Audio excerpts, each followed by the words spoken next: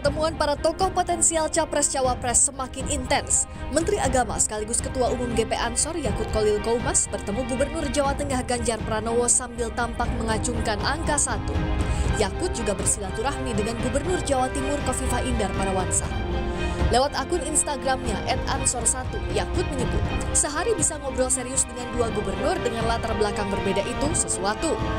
Mas Ganjar, Gubernur Jateng yang Marhayani Sejati dan Mbak Khofifah, Gubernur Jatim yang pasti Nahdiyin 24 karat. Intine bro, bersatu itu lebih baik, beda itu biasa. Gak usah disama-samakan, yang sama juga santai aja.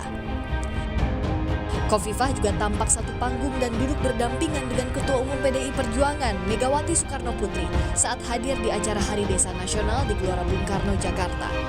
Sementara itu, soal Khofifah yang disebut-sebut masuk radar jadi calon pendamping Anies Baswedan di pemilu 2024, Gubernur Jatim itu enggan menanggapi. Bu, omongannya gimana, Bu? Komennya, Bu, sedikit, Bu.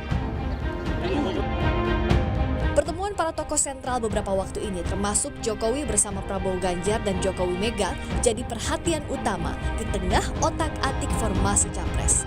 Juga masih cairnya koalisi menghadapi pemilu nanti. Tim Liputan, Kompas TV.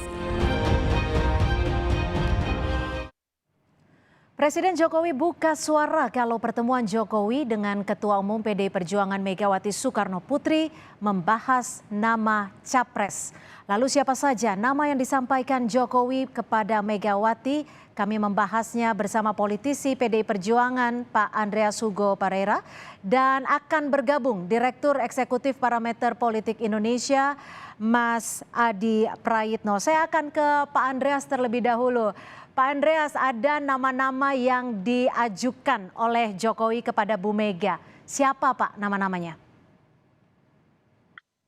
Ya, saya kira ya apa yang disampaikan oleh Pak Jokowi, masa Pak Jokowi menyampaikan sesuatu yang tidak benar, kan nggak mungkin, apalagi bicara dengan Ketua Umum PDI Perjuangan, Ketua Umum beliau juga, Ketua Umum kami semua. Ya tentu apa yang disampaikan oleh Pak Jokowi pertimbangan-pertimbangan tentunya, dan seperti yang sebelum-sebelumnya juga pernah kita diskusikan. Ya. Bahwa keputusan itu ada di Ketua Umum. Tapi nama-namanya ini siapa Pak yang diajukan oleh Jokowi? Kalau soal nama itu ya Pak Jokowi sendiri sudah menyampaikan itu adalah wilayah Ketua Umum. Oke, mutlak suara dari Megawati ya? Ya pasti bahwa pertimbangan itu bisa ya diberikan oleh kader, apalagi beliau sebagai presiden yang juga adalah kader PDI Perjuangan. Tentu beliau akan memberikan pertimbangan-pertimbangan yang terbaik gitu untuk bangsa ini dan bangsa dan negara ini ke depan. Kalau boleh dikasih bocoran nih Pak Andreas, ada berapa nama sih yang disebut Jokowi ke Ibu Mega? Saya kira itu adalah wilayah Ketua Umum, dan kalaupun Pak Jokowi menyampaikan itu pun ya tentu tidak bisa kita sampaikan di sini, nanti pada saatnya nanti Ibu Mega akan. Oke, gini deh. Kalau secara background ataupun kredibilitas, nama-nama yang diajukan Jokowi ini sudah mumpuni belum di mata Ibu Mega? Ya pasti Pak Jokowi akan menyampaikan yang terbaik, Mbak Cynthia. Tentu dengan pertimbangan-pertimbangan sebagaimana yang ya beliau sebagai presiden tentu menghendaki ke depan siapa yang akan memimpin Republik ini, seperti sebagaimana juga di PDI Perjuangan kita menghendaki orang yang mampu melaksanakan, melanjutkan program-program dari Pak Jokowi. Baik, baik Pak Andreas sudah bergabung bersama kami, Mas Adi Prayitno, pengamat politik yang juga Direktur Eksekutif Parameter Politik Indonesia. Mas Adi, terima kasih sudah bergabung. Kalau menurut perspektif Mas Adi sendiri, nama-nama yang diajukan Jokowi ini siapa sih? Ya persisnya hanya Megawati Soekarno Putri dan Tuhan saja yang tahu, Mbak. Kalau yang lain ini kan sebenarnya lebih pada spekulatif dan mencoba untuk meraba-raba. Tapi kalau melihat kecenderungan publik kok rasa-rasanya memang mengucut pada dua hal. Pertama kalau tidak Puan Maharani, yang kedua Ganjar Pranowo. Kalau dikerucutkan lagi ya pasti publik berandai-andai berasumsi sepertinya kemungkinan besar yang akan diumumkan itu adalah Ganjar Pranowo pertama. Mhm. Ganjar itu kalau bicara ataupun melakukan gerakan politik tidak lagi sekeras dulu Hmm. dikritiknya. Hmm. Dulu kan Ganjar Pranowo ini kan seperti tahanan kota, tidak boleh keluar dari Jawa Tengah karena dianggap kemajon dan melakukan safari politik yang sebelum Ya. waktunya. Beberapa waktu yang lalu misalnya Ganjar Pranowo datang ke Medan, kemudian diumumkan dalam Rakornas PAN sebagai capres dan cawapres gitu Oke. ya. Dan Oke. hebatnya tidak ada kritik keras yang muncul dari teman-teman PDIP. Beda dengan beberapa waktu yang lalu. Hmm. Yang kedua, kalau melihat gerakan politik Mbak Puan, kalau kita lihat beberapa bulan yang lalu kan cukup agresif. Ada safari politik, ada kunjungan-kunjungan ke berbagai tempat, bahkan baliho dan billboardnya kan bermunculan di mana-mana. Oke. Kepak sayap kebangsaan. Kok Ya. masuk 2023 ini tidak muncul lagi, Mbak?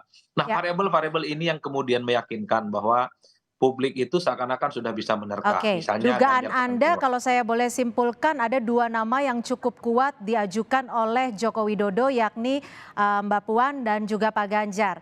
Benar seperti itu Pak Andreas? Kita tunggu aja lah Mbak Tunggu Cynthia. saja. Oke. Kita tunggu saja. Tapi Nanti pada kalau waktunya dari juga akan- kader PDI Perjuangan sendiri sudah mengerucut belum sih? Sudah satu suara belum sih? Karena kan kalau kita bicara soal partai politik pasti suara kader sejatinya harus didengar juga oleh ketua umum. Oh beda, artinya kita sudah tahu bahwa bagaimana proses-proses yang terjadi yang dilaksanakan di PDI Perjuangan, dan di PDI Perjuangan ketika keputusan dibuat itu adalah perintah untuk dilaksanakan gitu. Jadi tidak ada lagi wilayah diskusi gitu. Jadi ya ketika ketua umum mengumumkan itu kita siap untuk melaksanakan. Oke, Mas Adi, ini kan pertemuan Jokowi dan Mega jelas-jelas disebutkan oleh Pak Jokowi bahwa ini membahas soal Pilpres 2024. Apakah ini artinya suara ataupun masukan ataupun pandangan dari Jokowi ini sangat krusial, sangat penting dipertimbangkan oleh Bu Mega? Ya tentu saja penting, Mbak. Pertama, kapasitas Jokowi bukan hanya sebatas kader PDIP, bukan hanya sebagai petugas partai, tapi posisinya sebagai presiden di Republik Indonesia perlu untuk dipertimbangkan masukan-masukan dan feedbacknya. Tadi kan saya menyebutkan sangat mungkin nama Puan Maharani dan Ganjar Pranowo ya, karena 2 orang inilah yang selalu muncul. Bahkan saya sebut kalau dikerucutkan ya, kalau kita melihat pandangan publik ya sepertinya Ganjar Pranowo. Tapi kan kita tidak pernah tahu di kantong Mbak Mega itu sebenarnya siapa, jangan-jangan Puan Maharani gitu ya, atau jangan-jangan Bang Andreas, kan kita tidak pernah tahu. Karena seringkali dugaan-dugaan publik itu tidak sinkron. Oke. Karena veto Tapi player kalau yang bisa kita menentukan. flashback melihat kedekatan, ini Joko Widodo kan juga beberapa kali Oh iya, tampak dekat dengan Prabowo. Kalau itu ya tidak ada bantahan apapun. Satu hal Mbak, Jokowi itu kan kalau soal endorsement dan dukungan politik harus dilihat dalam 3 wajah.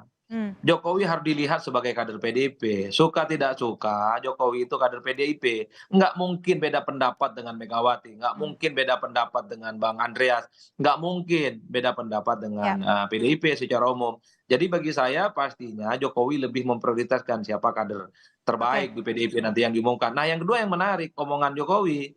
Jokowi bilang ketemu dengan Mega bicara Pilpres 2024, menyodorkan nama dan data-data dan angka-angka. Setahu saya Jokowi itu adalah orang yang percaya pada survei. Tentu yang disorongkan di depan Mbak Mega itu Artinya adalah angka nama-nama ini yang dalam kaitannya survei, seperti itu? survei, data, statistik ya, itu adalah hal-hal yang kemudian bisa kita kuantifikasi sebagai data survei. Kenapa nama Ganjar selalu dikaitkan dengan Jokowi, Prabowo Subianto dikaitkan dengan Jokowi? Karena 2 orang ini adalah yang selalu muncul dalam survei. Baik. Makanya pertemuan Jokowi dengan Megawati bagi saya, karena ada asumsi, ada dugaan dari orang yang jauh seperti saya itu, seakan-akan pilihan politik Mbak Mega dengan pilihan politik Jokowi itu beda Mbak. Butuh bertemu, butuh sayur lodeh untuk mensinkronkan. Butuh Kira-kira kedekatan siapa seperti itu nantinya ya. yang akan Baik, saya akan ke Betul, Mbak. Pak Andreas. Pak Andreas sebagai seorang kader PDI Perjuangan senior lah bisa dikatakan seperti itu. Biasanya bisa membaca dong seperti apa sih jalan keinginan pemikiran dari Bu Mega. Apakah betul kalau memang dibicarakan soal angka dan data ini akan dipertimbangkan terkait dengan survei? Karena kalau dilihat survei nama Ganjar lah yang paling tinggi.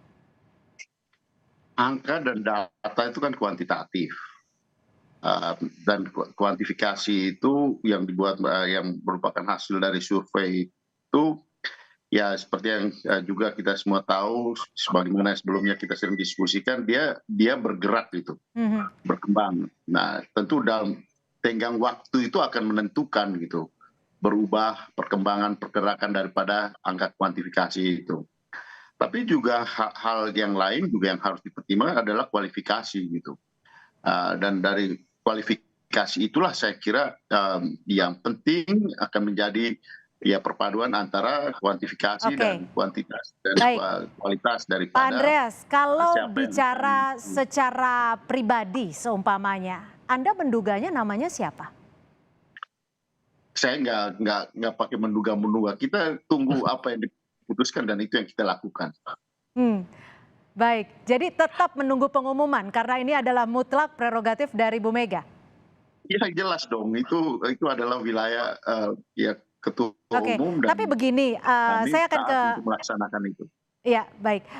Tapi begini, Mas Adi, kalau dilihat sekarang kan bisa dikatakan pertemuannya empat mata. Apakah ini artinya semakin dekat untuk pengumuman dari Bu Mega siapa saja calon presidennya?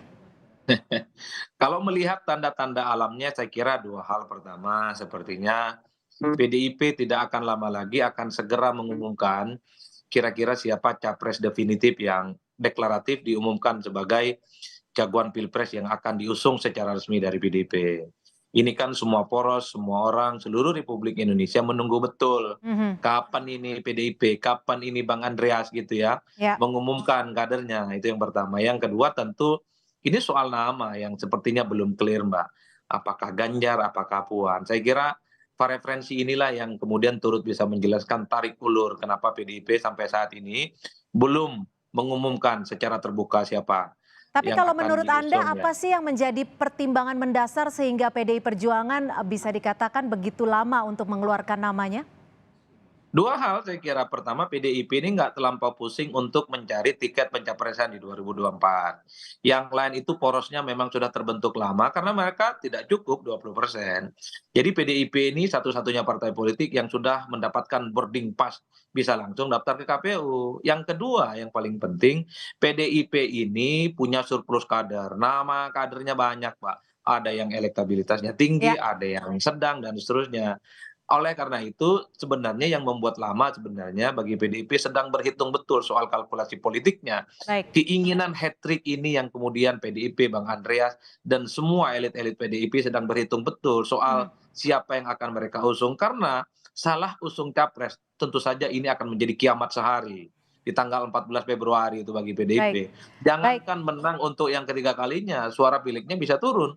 Karena biasanya capres itu akan berdampak secara signifikan terkait dengan pilihan di pileg di 2024 nantinya. Baik, saya akan ke Pak Andreas. Disebutkan oleh Mas Adi, kadernya banyak, nama-nama yang mumpuni juga banyak, dan sudah dipastikan bahwa calon presidennya nanti akan dari kader PDI Perjuangan. Menurut Anda siapa nama-nama kader yang sekiranya bisa menjadi bisa melanjutkan program-program Jokowi, dan kapan ini kira-kira pengumumannya? Seperti yang juga ya di dalam pidato yang disampaikan oleh Ibu Ketua Umum pada hari ulang tahun PDI Perjuangan tanggal 10 Januari yang lalu, beliau jelas menyampaikan bahwa ya calon itu sudah ada pada beliau gitu, sudah ada di kantong malah. Dan tentu di situ kan kita lihat alternatif kan, opsi-opsi dari apa yang berkembang di masyarakat. Dan tentu tadi yang seperti saya sampaikan tadi bahwa pertimbangan itu tentu hal menyangkut ya di samping kuantifikasi kuantitas dan melalui hasil survei, tapi juga perlu mempertimbangkan kualifikasi dalam arti bagaimana menghadapi ya bangsa ini, karena presiden itu kan 5 tahun, kita pilih untuk 5 tahun gitu. Bagaimana tantangan bangsa ini ke depan dan siapa yang kira-kira pas untuk memberikan jawaban-jawaban terhadap persoalan-persoalan itu. Dan PDI Perjuangan itu pasti seperti yang tadi juga Mas Adi sampaikan, ya kita tidak mencalonkan untuk hanya sekedar mempunyai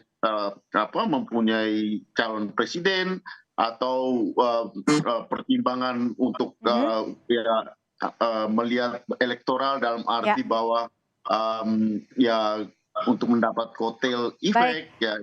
Artinya kita masih terus menunggu yang seperti itu ya Pak terutama Andreas adalah ya. Bagaimana pertimbangan untuk bagaimana bangsa ini ke depan dipimpin oleh seorang yang Betul. ya siap menjawab tantangan. Kami tangkap itu yang intinya menjadi adalah kebutuhan bagaimana rakyat sosoknya gitu. nanti mampu melanjutkan program-program dari Jokowi, Persis. tak hanya berdasarkan pada survei, data, ataupun angka, tapi juga kualifikasi. Seperti itu ya Pak Andreas, terima kasih sudah bergabung bersama kami di Kompas Petang. Pak Andreas Hugo Pereira, politisi PDI Perjuangan.